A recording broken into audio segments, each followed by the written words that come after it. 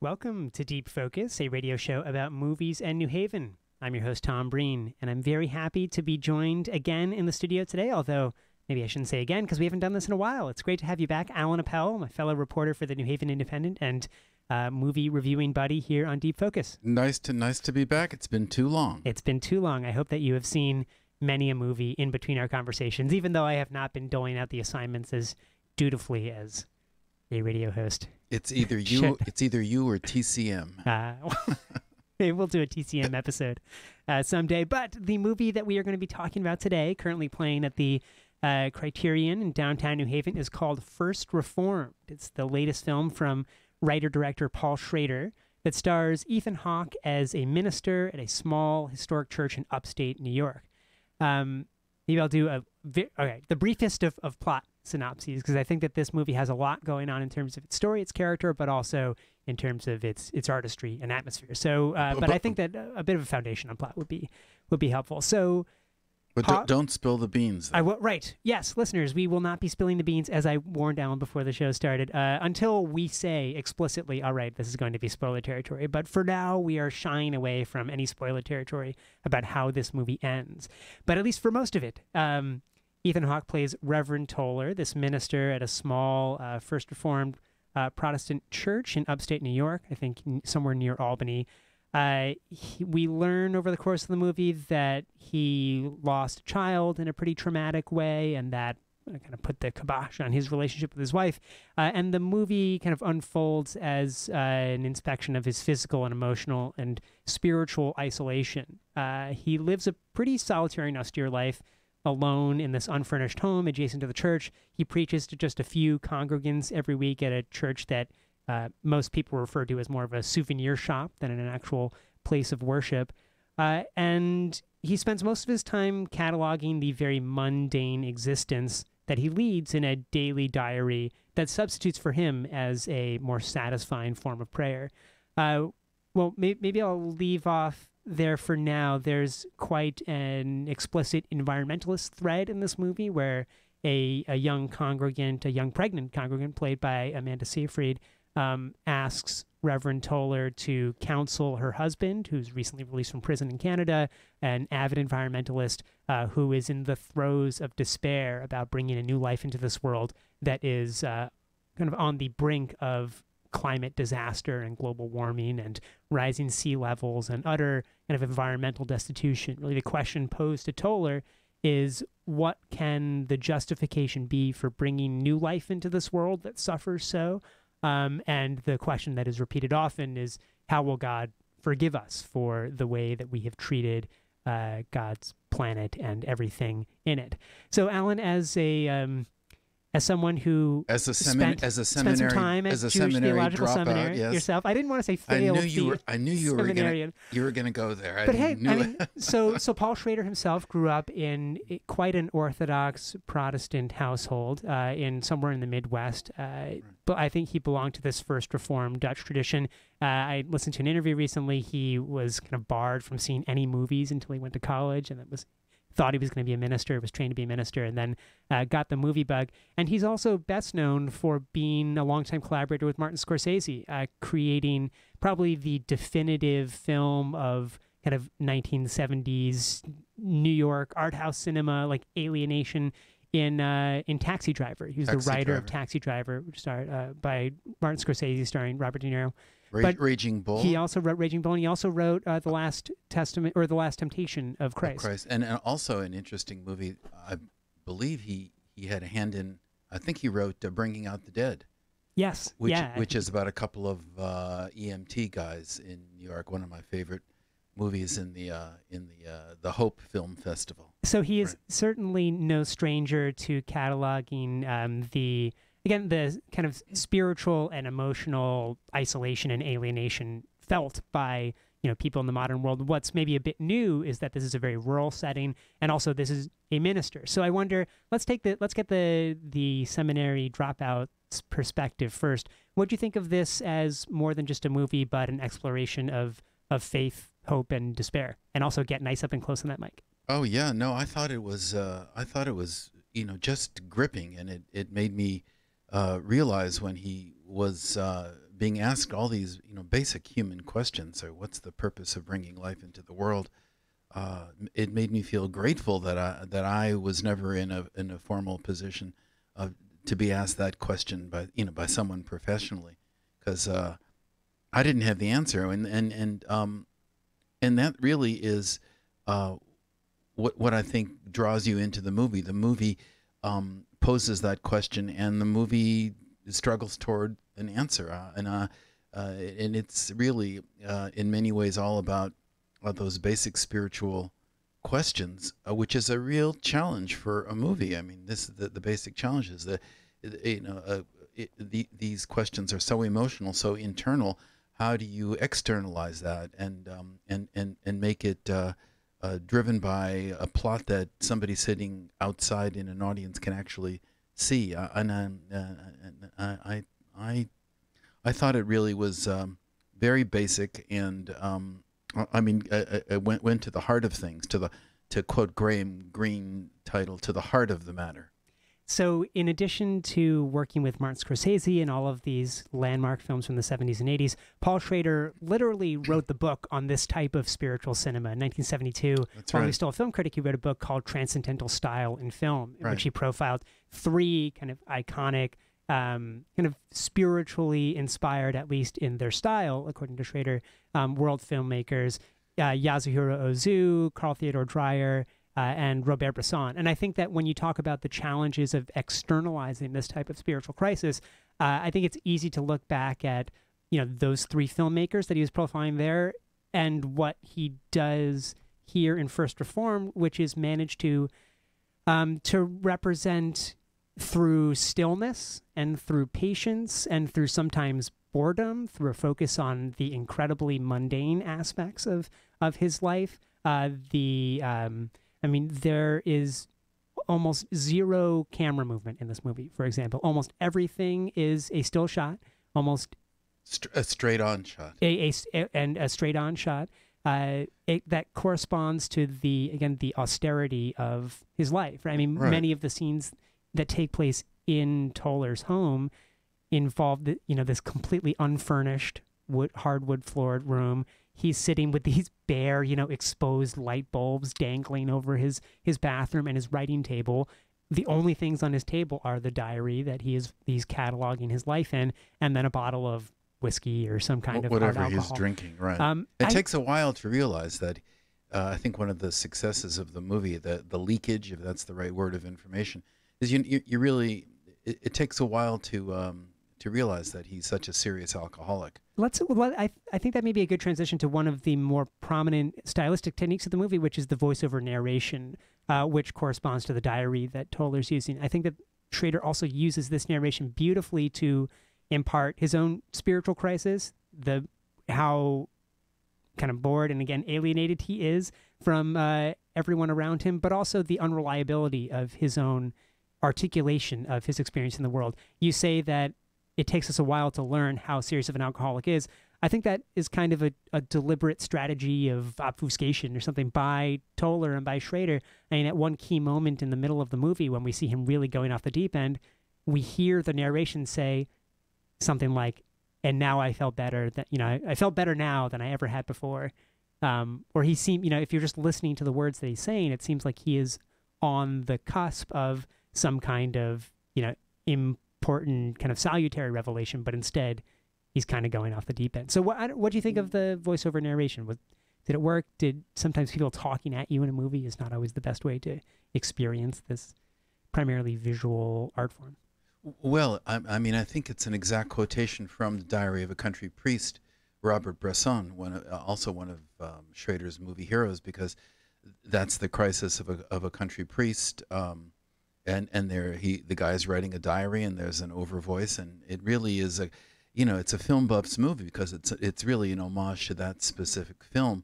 Um, Although I think the priest in the Diary of a Country Priest is made fun of and abused by his parishioners, such as they are, in a way that Ethan Hawke's Toller is not. So I think the overvoice is very good. I think it is very careful. Since the diary is so confessional, you expect to be hearing everything, but you don't hear, of course, in the diary that I'm on my third bottle of Zinfandel, precisely because it would undercut uh, the spiritual crisis the guy was going through. If and it actually does raise issues as the movie goes along, but it would certainly undercut things if he was like a heavy alcoholic from the start. So I think it works very well. You said in your introduction, Tom, that he announces at the beginning of the movie in the overvoice that he's writing a diary because he finds it more effective than prayer. Is that in the text there? Or is that I you? actually no. I think that may not be at the very beginning of the movie, but certainly within the first third, if not the first half, he says that he writes that he kind of wishes that prayer came as easily to him as writing, or this is because of how unsatisfying prayer has become to him. Right. This is another way for him to try to communicate with That's God. right. He calls it a spiritual experiment. It will begin now and it end at such and such a date. And I think that's really very effective, the way it kind of frames things. And you need it because it sets the stakes very high. I think that so this was also so this past weekend was June 16th, which for like literary nerds is Bloomsday, right? The day that James Joyce catalogs in Ulysses, of the kind of the most mundane encounters that this kind of lower working class Irish guy experiences, rendered on epic scale. And I couldn't help but think, watching First Reformed, of how much attention Paul Schrader pays to the bodily functions of this man, and in particular the incredibly painful bodily functions of just like of urinating, of going to the bathroom. I mean, there's so many scenes in this movie which seems like, again, talk about Ulysses being vilified by censors for being so like crass, and I guess that was more for the sexual material, but there are a lot of scenes in this movie that struck me as quite analogous in how we spend time with him as his body literally struggles to just perform the basic functions of a body, and that doesn't make it into the diary. He's not saying that I'm pissing blood in the diary. He says that he has health problems, but he's denying it as much to himself as he is denying it to anyone else, the few people left in this world who really care about him. But I think that Schrader's attention to, the honesty that Toller promises he will deal with in his diary, we don't get in the diary, but we do get in Schrader's filmmaking, in his cataloging of his life, which I think is a really impressive and subtle achievement for a movie that's really, there aren't a lot of big action sequences until there are, which maybe we'll get to in a second. No, I think that's very true. For me, one of the best scenes in the movie is where he begins to have a bit of relief from the kind of torpor into which he's fallen when the wife of this environmental suicide, the guy that he counseled, and the day after he counsels him, the kid commits suicide, which certainly would bring a crisis of faith for any professional ecclesiastical listener. But they that's the beginning of this relationship between the Amanda Seyfried figure and Ethan Hawke, and they get on bicycles and they ride through the park, and that's the only time there's movement in the movie, and it's as if it's as if the Dead Sea, the Red Sea is split. Given the stillness, and then he says in the diary, because there is overvoice many times when you don't see him writing, and I guess the the assumption you're supposed to understand that whatever you hear is a diary entry, even if it occurs when he's riding the bicycle. And when he's riding the bicycle, he said, "I never realized how marvelous exercise can be." What a glorious moment in a movie filled with stillness and right. despair, and also kind of longing for hope, longing for something to hope for. Right. Here we have such a simple moment, right, of him riding a bike, and it's maybe the one smile we get from him in the entire movie, but just that sense of relief of not having to be, burdened by his intense despair. Right, and and what. You haven't asked, like, what's the basis for the despair? It gets complicated because first it's the crisis that's he's had a really tough life, as you explain here. So that's and I think we can begin to share. Okay, so one spoiler is going to come now. So this is the toughness that we learn is that he comes from a military family. He encouraged his son to join the army. He fought and died in Iraq. His wife left him after his son died. She's in the movie as the choir director. Oh, is that? Yeah, that's the wife. Oh, that's the ex-wife. I didn't even put that together. And she wants to take care of him because she knows how wounded and terrible he feels. He utterly rejects her, which is sort of interesting. But he falls for a Mary, as in Mary Magdalene. So let's get to that. Well, I want to talk about the source of the despair too, but maybe let's do both source of despair and this, pretty significant plot line in the movie, his relationship with a young, pregnant congregant named Mary, whose husband quickly commits suicide after talking with Toller about his environmentalist-inspired despair. It's one of my favorite things, the way he handles this relationship, because there's not one iota of his coming on to her or her coming on to him. They're drawn together in a kind of closeness over how he's helping her handle her grieving, and it's sort of utterly professional, and but there's something happening, but it's utterly unexpressed except in the tiniest of ways, and that really feeds the pivotal scenes that are to come. But yes, I think that's wonderfully handled. So I think what we see in what he gets out of the relationship with Mary is a pretty good indication of what drives his despair outside of Mary. One, we talked about his own personal trauma of losing a child and then having a divorce with his wife. I think that the humiliation of being the pastor at a church that is largely ridiculed by members of the community as just a souvenir shop is not really a full functioning place of worship. Unlike, again, another wonderful plot line with the mega church run by, and not the villain of the movie. Not at all. Cedric, the entertainer, plays the pastor of a mega church, an incredibly successful one called Abundant Life, which is a pretty wonderful name. Right, it's like it's a cineplex. And so I think that despair also comes from an incredible disillusionment with what young Christians want these days, or perhaps what he feels like he's unable to provide to the next generation of American Christians, which is a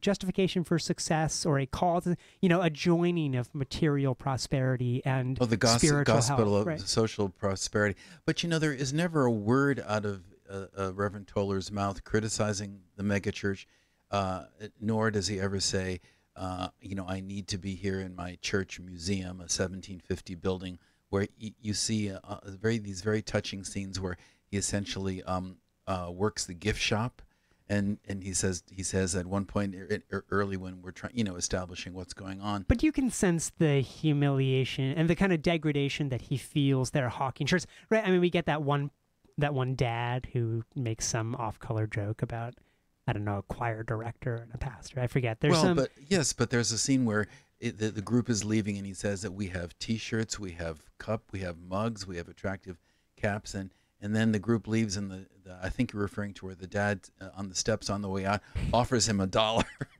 like a tip for having given the tour. So on the one hand, we see what I think, even though he may not be quite voluble in his criticism of Abundant Life, that is certainly a moment where we see, I think, in his face, relatively inexpressive, but we see nevertheless how this is not the spiritual life that he needs for his own spiritual nourishment. On the flip side, we see an incredibly touching moment in the church later on when we have a group of small school children visit to learn about this church's role in the Underground Railroad.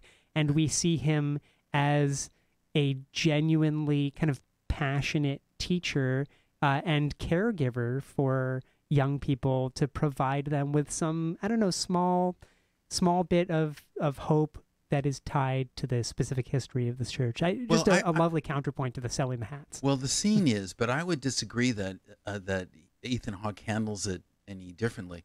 I think one of the things that really stands out to me, and it's triggered by your remark about the severity of the filming technique with the straight-on shots, transcendental, spiritual style of movie making. But this style of acting that Ethan Hawke brings to this his face is so stolid, so unmoving, that in almost every sequence, whether it's a little more upbeat thing like this church was a place for the Underground Railroad, or a moment of humiliation when he's offered a tip by somebody, it's almost as if they both register equally to him. I mean, he's so emotionally drained and lost, and really in terrible, terrible crisis. It's as if he can't be anything but his suffering self, and his movements are slow, his bodily movements are slow, his face reveals so little. It's almost as if he's being kind of pummeled by just the normal daily routines of life. And this I mean, if you're into this kind of thing, and it's not everybody's kind of cinema, God knows, but he's very effective at building up a kind of tension that comes from a demonstration of feeling nothing. So beautifully, but I want before.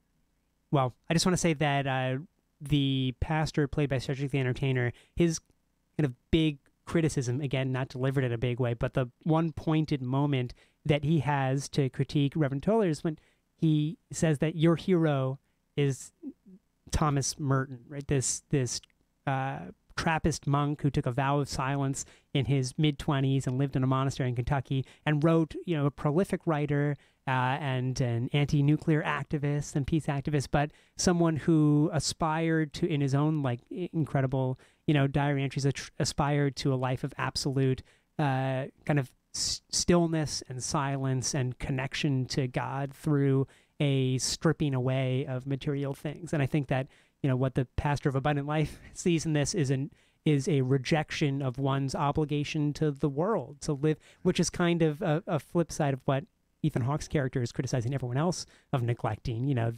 neglecting the proper preservation of the world. I think what the pastor of Abundant Life very understandably says is that you are, who are you to completely remove yourself from society only to critique it without having any actual stake in its preservation.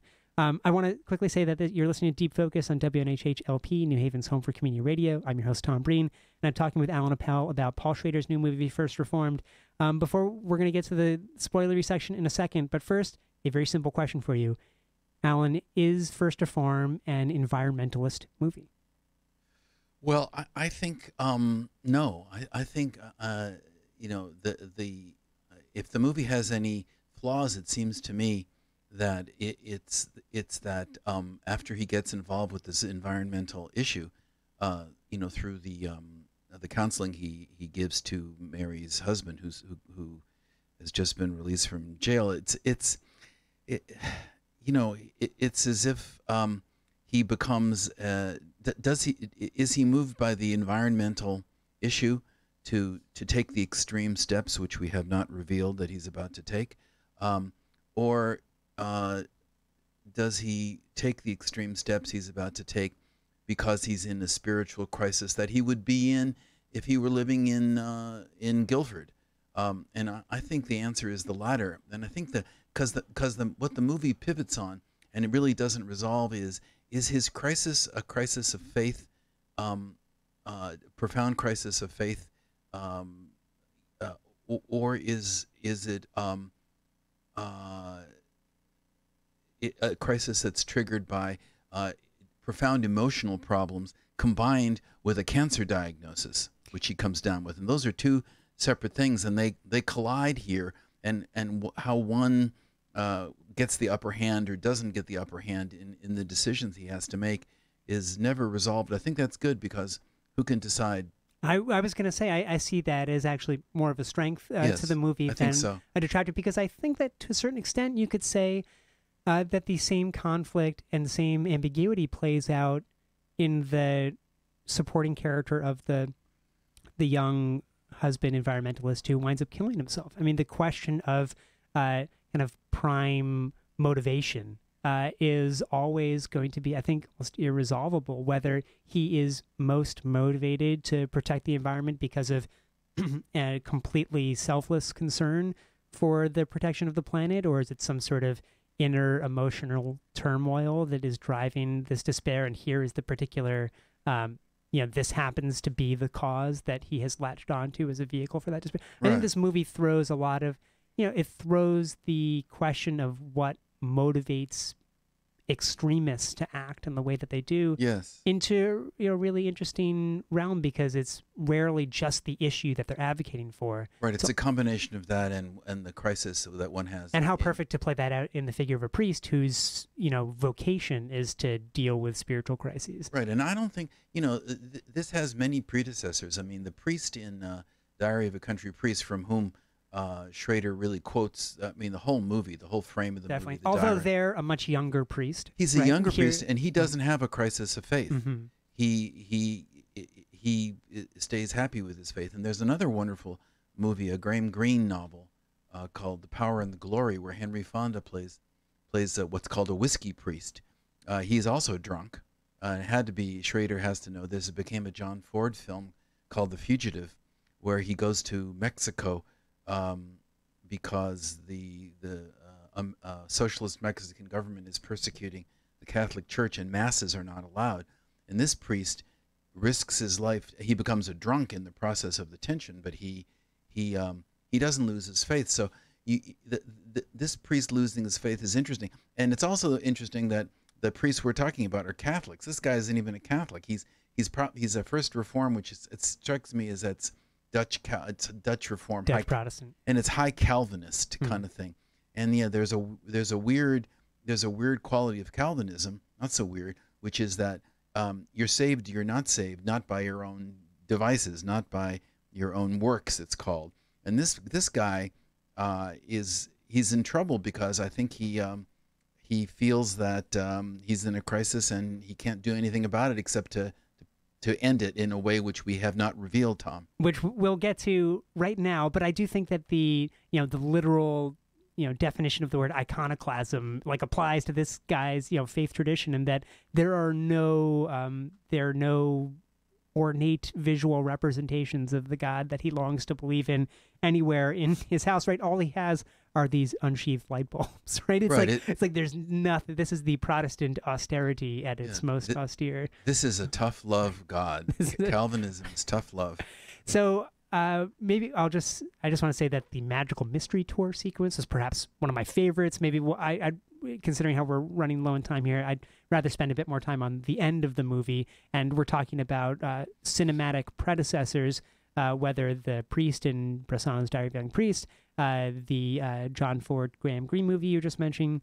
I think that probably the most logical connection is with Travis Bickle, with Robert De Niro's character in Taxi Driver. Not a priest, but a very angry and, again, disaffected, alienated young man who sees, that famous monologue about how, a rain is going to come and wash away all of the scum in this city someday. And he sees himself as this kind of avenging angel for all of the degraded, righteous people of the world. The, Jodie Foster's 14-year-old prostitute being exploited by a city rife with sin that only he can kind of clear away and redeem in the most violent and extreme of manners.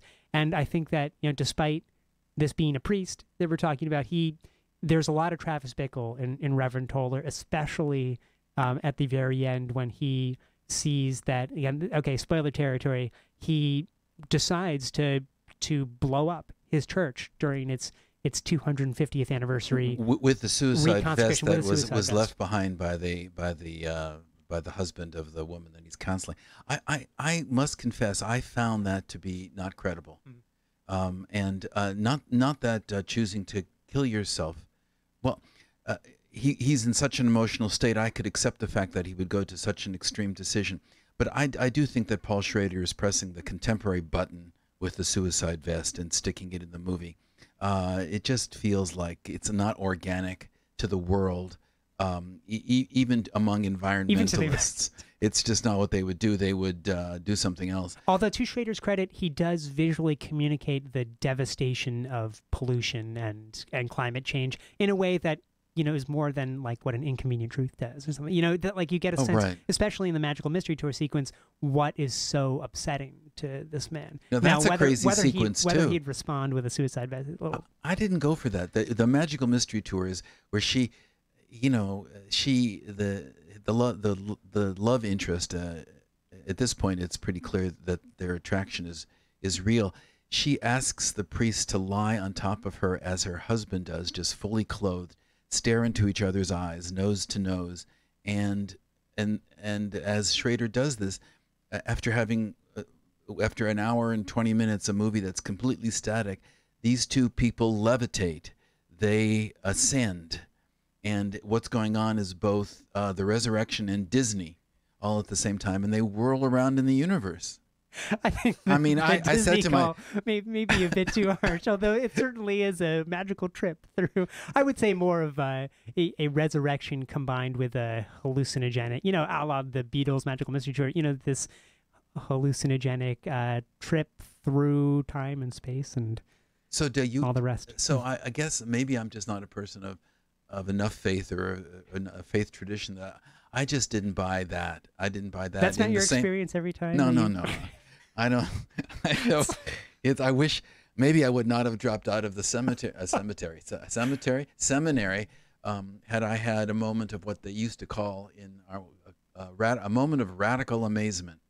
Now, we have those moments of radical amazement when we're connected to the world and all that, but they're usually very fleeting, and don't involve like 10 minutes of lying on top of somebody else. Probably a minute, but I would say, we were praising Schrader earlier for meeting that challenge of externalizing, and I think that I think this fits within what he accomplishes on the like austere, severe end of not doing a lot, keeping the camera pretty fixed and showing us life unadorned.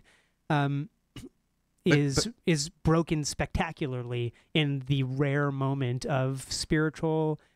I don't know what. Here's redemption, satisfaction. Here's the question: the movie, on some level, it sort of goes downhill, even at the very decision.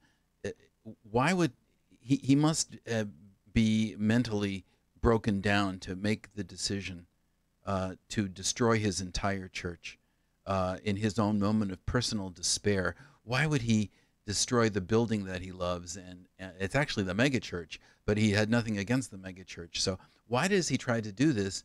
I don't understand. That doesn't make any sense. Even given his character, he would have done something else, I think, without taking out his whole church. And of course, he stops at the last minute when Mary shows up. And I do think that even though I think you're raising some very good points about the whether or not he would actually act in this way, even at the height of his delirium and despair. But I think that once he puts down the fest and then picks up the barbed wire to wrap himself in it, now we've moved entirely beyond the realm of a realistic description of what he's like. This is absolute kind of despair, or we're in like the world of hallucination, where everything that he does from that moment on is, I think, either a factor of him drinking drain cleaner, or he's kind of completely lost any grasp on what his actual experience of the world is. And the tools he's using for his very secular despair happen to be what's around barbed wire, which is sort of the self-flagellation tools, the reminiscent of the crown of thorns. Can I add one thing that one thing that made me laugh in this movie? Uh, we see the priest, apropos of what you were saying, doing all these wonderfully mundane aspects of his daily life, including he's the handyman and he fixes the toilet, Picking up trash. and he pours. And there's one scene where he pours liquid, and the bottle says liquid plumber, and he pours that right into the toilet. I think that's the world's worst product placement. I don't know if it was intentional or not, or they paid whoever makes liquid plumber, because it wasn't Drano.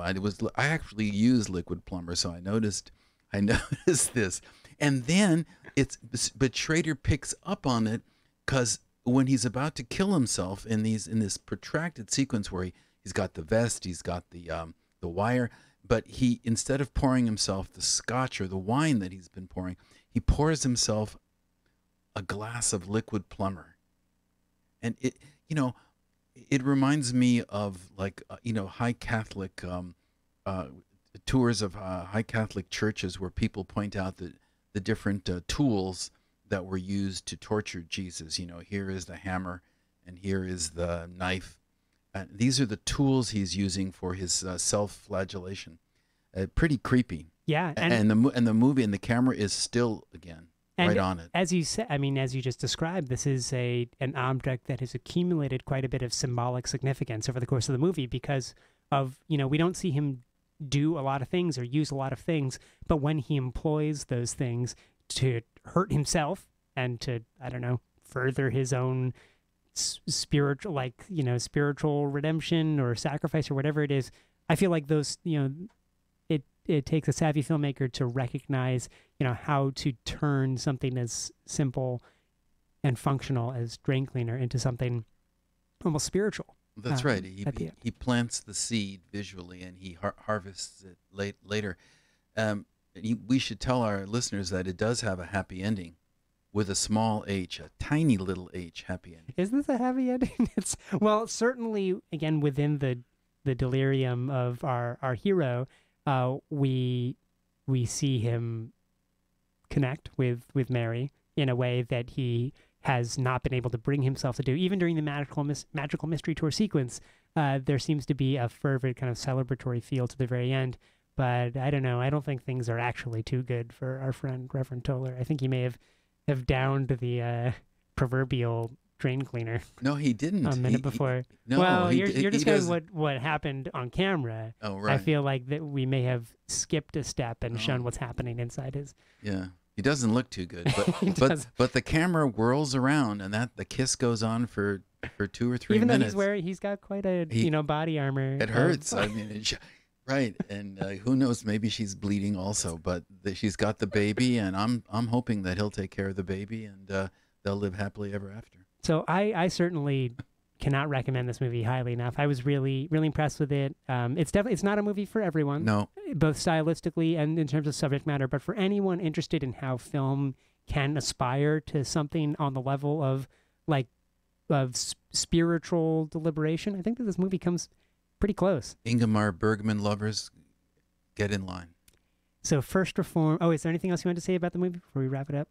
I feel like we covered it pretty. That's it. Actually, even in talking about it, it makes me want to go see it again. And that's how far I've left the seminary.